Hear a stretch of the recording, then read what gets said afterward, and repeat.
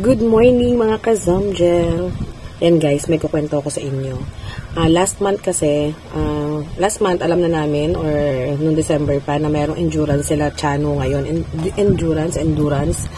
Ayun. So ngayon, last month, nung pinakita niya sa akin yung bagong helmet ng na carbon, na Evo ata din yun, is sabi ko nga, pinag-ipunan ko talaga siya as in naghuhulog ako dun sa alkansya ni Sam ng 300, 400, depende kung may pera, ganun. Tapos, bala ko talagang bilhan na siya ngayong araw na to mismo. Kasi iso-surprise ko nga siya. Ipaprank ko siya later. Then, last day, ayun nga, sabi niya mag-home credit daw siya sa mooncycle ng helmet. Kinokontra ko siya. Sabi ko, wag na kasi. Sabi ko, bakit pa kasi kailangan mo mag-home credit? Eh, ang dami mo namang helmet. May bago ka pang helmet. Sabi kong ganon. Pero, syempre, for safety din, guys. Kasi para mas maganda nga din talaga yung carbon na yon, ipaprank ko nga siya later at bibilhan ko nga siya. So, nakaipon na po ako, guys. Yan, nakaipon ako ng 10,000. Dahil nga, kanina binuksan ko yung alkansya. Nakakatuwa nga kasi puro mga barya. May mga puro 20s, 50s, ganon, 100s. Ayun, talagang ina-ready ko na siya para sa ngayong araw na to. So, kinontra ko siya ng isang araw hanggang sa magalit siya. Parang iinis siya sa akin. Tapos sasabihin niya sa akin na bakit ba nakikialam ako, mga ganun. Bukod nga sa aking pagpaprank kay Chano, marami rin kaming ginawa ngayon tatlong mag-iina. Pumunta muna kami sa hospital para kunin yung result ng todo echo ni ate at dahil wala pa nga yung doctor, babalik ako by Monday para mabasa yung results ng kanyang mga lab. So, bago yan, magla-lunch muna kami dahil hindi pa rin po ako nagbe-breakfast at napakasarap nga nito. So, nag-dessert muna kami. O, diba, nauna yung dessert kaysa sa kakainin namin, sa main menu namin. Anyway guys, papunta na rin kami ngayon ng bayan dahil nga maghahanap kami ng gown ni Sam na gagamitin sa Sunday, sa birthday niya. So happy birthday baby Sam. So 7 ka na, malaki ka na, hindi ka na baby. At ito nga, Diyos ko na rin yung tenga ko sa pagkukulitan na ito, magkapatid na to, sumigaw dito, sumigaw dyan. At papunta na nga kami dito guys sa mooncycle, forward ko na lang. Dahil sobrang init sa bayan at hindi nga ako makapag-video. At malapit na nga kami dito. So ito natin. Oh my God guys, sobrang init. Super init. Nandito na kami sa mooncycle for today's video. Ayan, nandito na kami. Nakasalip. Pagpasok ko nga ng mooncycle, nakita ko na nga agad itong carbon na to. GT Pro siya ng Evo. Large size yung kinuha ko para sa kanya dahil syempre alam ko naman ang sukat ng ulo ni Chano dahil nga minsan ay pareho rin naman kami na ginagamit na helmet. So anyway guys, ayan, kung gusto nyo mag-avail ng helmet, ayan, dito available lang po yan dito sa mooncycle. Nakikita nyo naman tumatambay din dito sa Tikman Moto. So ito guys is napaka-affordable lang nung kanilang mga helmet at saka syempre for safety purpose din guys. Kaya nasa gabi daw, papalitan mo talaga siya ng lens. GT Pro to eh. Large siya. At syempre, hindi nga ako pumayag na hindi ko sinukat dahil nga magkasukat lang din kami ni Chano ng ulo. Sinukat ko na rin at nilagyan ko nga muna ng cover sa ulo. Ito si Angel na ngungulit pa. Thank you sa akin dalawang makulit na anak at ayan, sinamahan nga nila ako sa pag-surprise sa kanilang papa. At syempre, bayaran na tayo guys. Ayan lang po yung price niyan. Ayan, pinakita ko na sa inyo is 8,800 pesos. So meron pa akong sukli guys dun sa naipon ko kanina. At ayun naman syempre is gagamitin ko para kay Samira pambili ng kanyang mga kagustuhan sa SM. Ayan, gusto lang naman niya pagkain kasi hindi na siya pwedeng bumili ng mga toys. At ayan na po, pinapak na nga.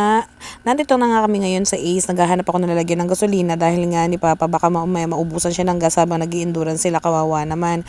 Kaya lang sad to say is wala nga po ako nabili dahil hindi na daw siya available.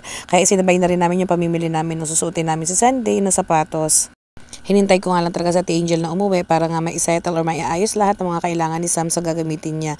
So, 1 week preparation na lang kami bago matapos yung paghahanda namin para sa debut niya. Binili ko na rin siya ng necklace and earrings na gagamitin niya para hindi siya mangate.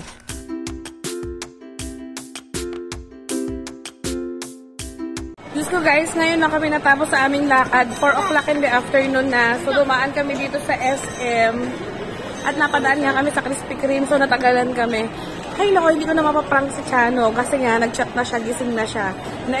Ina-expect ko pa naman tulog na siya. Tulog pa siya pag uwi namin. Pero gising na. So hindi ko alam kung ano yung gagawin ko mamaya kung paano na lang siguro. But it's okay, I know na magiging happy siya. Siyempre sa surprise. So yun lang guys, uwi na muna kami. Ano, wag na nga ako.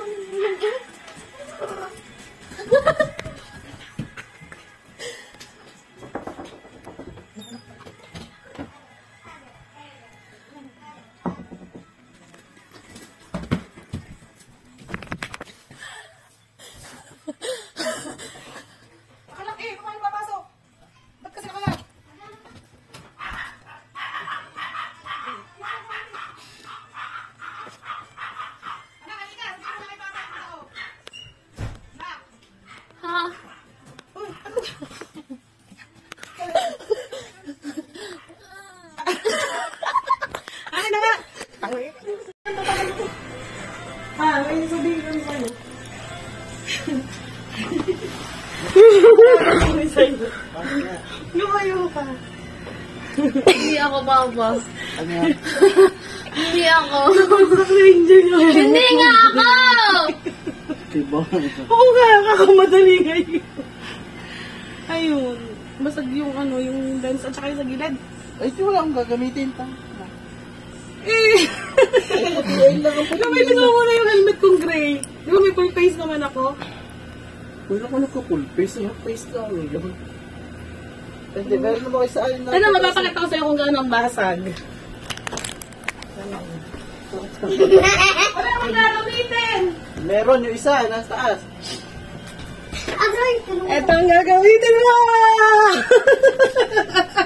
Nakatubon ko ah. Tama, carbon to. Nakatalikod. Carbon Lodi Cakes. Carbon Lodi. Thanks. Happy ka? Boy, syempre. Surprise ko nga yun sa'yo eh. Hindi na mami, oh. Iyak mo na. Maya. Ang tagal naman. Teka lang, walang pang bukit eh. Sige mo doon. Yan guys, tingnan nyo oh. Ang pinag-ipunan ko talaga to. Ito, hindi ko na nga siya na-prank. Kasi hindi man siya naniniwala. O diba sabi ko sa inyo, marami siyang helmet. May option siya kahit mabasag yung gray. Yun daw isa yung gagamitin niya. Ba't mo mabasag yun? Nakasabit lang yun doon. Sabi mo kasi mag-home credit ka nung isang araw. Eh, nung isang buwan pa yan nakaplano. Ano nito? Gusto mangyan. Yan na, ang dami. Ang dami. Ano yung 10 helmet? Bago mo buksin eh. Ganda ng bag. Size nito. XL. Ayun lang yung meron eh. XL? Oo. Okay na ba? Meron mo palagay sa ulo. Pwede na ka ba? Ang tagal na Siyempre. siya nagbubukas. Safe para safe na safe. Wow naman, carbon Lodi. Wow. Teka na. Teacher mo na. Ano, suotin ko.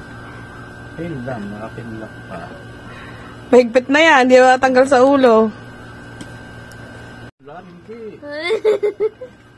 Yeah! Yeah! Ang ganda doon. Kasya ga? Sinukat yan ng mami. Kasya, sakto lang na. Nox. Nox. Good luck mamaya. Bagong bago. Parang first time mo makakita ng helmet ah. Oo nga, kasi na-miss ako carbon Lodi. O, kailangan ang bayad niyan, yung makakauwi ka ha, bukas. Uuwi ako. Uuwi ka. Kahit hindi ka first, uuwi ka. So, yun lang po for today's video. Alam ko naman na nag-enjoy si Chano sa pag-o-open ng kanyang bagong carbon na helmet. Ayan guys, alam ko na na-surprise siya kasi wala siyang idea na bibilang ko talaga siya ngayon. So, good luck at umuwi ka lang. Masayang masaya na ako. Yun lang guys, bye!